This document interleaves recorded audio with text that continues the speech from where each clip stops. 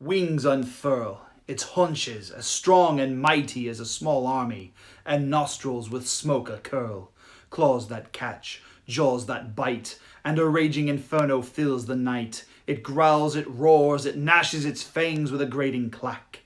When it moves, it shakes the earth and fells trees with its tail's mighty whip crack. Aye, boy, that is quite the beast of legend, that is. Aye, ye mighty monster of fire, and... hello.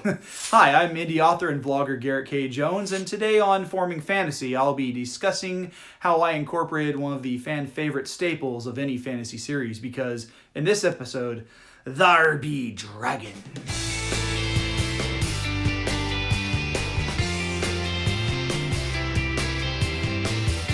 Hey, happy Saturday. There are a couple of housekeeping items that I want to tackle before getting into the content of this week's video. Before I do, please make sure that you subscribe and click the bell icon for notifications on new videos. You can set those notifications for all videos, or you can set them according to your preferences. I also want to let you know that I'll be doing a live stream later tonight, but I'll give more detail towards the end of the vlog.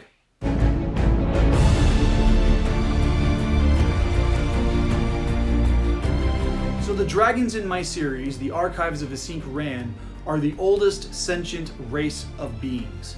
They predate elves and dwarves and obviously humans.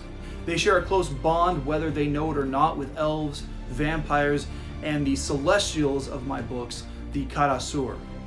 But more on that in a moment.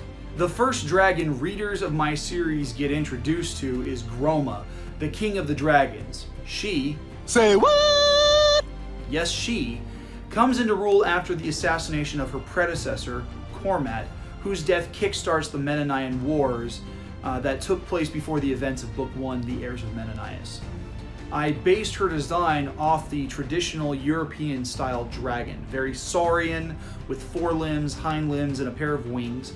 She acts like an adoptive mother of sorts for Gavin, who's a protagonist that I've introduced in past videos. I'll link it here. Another dragon that we get to meet is Nex, Gavin's Brohimista, or spirit brother. He has a similar build to Groma, only he looks like a perpetual hatchling, despite being 300 years old. As I mentioned in my video from last year, Nex is about the size of a house cat, and he communicates telepathically with Gavin and the other characters that he comes in contact with. So his interactions are all psychic. Now, most of the dragons in my series are benevolent, but they aren't without a dark or evil equivalent. During Menenius' reign, the Archmagus used dark magic to bend a dragon named Ith to his will and created the first Viper, a mutated abomination. I'll be doing a separate video on Ith, as well as some of the other villains in my series at a later time. Other dragons in the series, like the 5 Elder Dragons, have unique traits that make them stand out from the others. Graco, the Earth Elder, doesn't fly because he has no wings, but he makes up for it by having a thicker hide, higher durability, and incredible strength. Pirius is the Elder Dragon of Fire. She looks like a typical dragon, like Nex, only her scales and patterns are hues of red and orange, and she is the nest sibling of the Air Elder Avanis, whose scales are shades of black and gray. Both have smoky and cloudy patterns in their scales respectively, as an indication of which elements they control. Now, Avanis is unique because he has a crippled left wing that prevents him from being able to enjoy the environment that he commands with his magic. Then there's the Water Elder, Temad. She is by far one of the more unique breeds of dragons because she's totally aquatic. She doesn't have any wings or actual legs because her limbs are thin and flipper-like to accommodate her sea snake movements in her home habitat. Of course, I've saved one of the best for last, Balerion, the Elder Dragon of the Storm.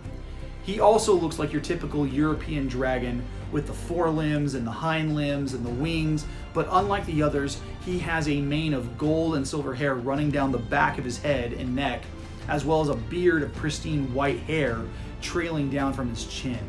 Now, the elements he specifically controls are ice and lightning. The elements also represent other qualities, like earth is physical strength, fire is emotions, etc.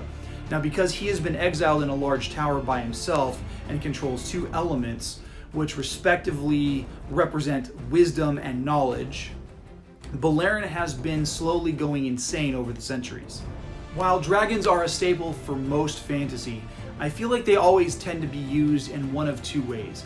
Either they operate as wise old sages with eccentric personalities, or they're mindless monsters hell-bent on destroying anything in their path. Now, I know that the How to Train Your Dragon series treats them as pets or companions, and definitely partners in a somewhat symbiotic relationship with Hiccup and the other Vikings in the series. But for me, I want to take it the next step. I wanted them to be equals with the characters that they interact with. So Gavin and Nex grow up together, for example, treating each other like brothers. In one scene in book 2, Gavin actually teaches Avanis and mentors his mentor. He also gets emotionally tortured by Pirius. Now, most of these dragon characters appear in my second book, The Destiny of Dragons. If you'd like to learn more about the story of that title, click the link in the description below and pick up a copy while you're at it. Hey, thanks for watching. If you liked the content of this video, or there was something that you would have liked to hear more about as I was talking, please leave a comment in the comment section down below and I'll respond as quickly as I can. If you're on social media, follow me on Instagram and Twitter at GKJ_Publishing. I love connecting with my followers and responding to their questions about my work and writing in general. If you can't get enough of my sweet, sweet voice, there are a couple of opportunities to hear more of it. First, you can download my podcast, Creator's Corner, which is available on Anchor FM, iTunes, Spotify, and other such platforms. The podcast is in the middle of its second season, dubbed Welcome to the Danger Zone. And this coming up episode will focus on growing as a writer. The second opportunity is tonight, in fact. At 7 p.m. Pacific Standard Time, I'll be doing a live stream on YouTube where I'll be doing a 1-hour Q&A about writing fantasy, indie publishing, writing tips, and whatever associated topics my viewers come up with. The vlog of the 5 Kingdoms is filmed without the use of a live audience at Skyrocket Studios in Hanford, California. And we can't make these videos without your help. So please, be sure to click the subscribe button above my head and be sure to check out these other videos off to my left. Like, subscribe, and make sure to share the vlogs with your friends and family. Thanks for watching and have a great weekend.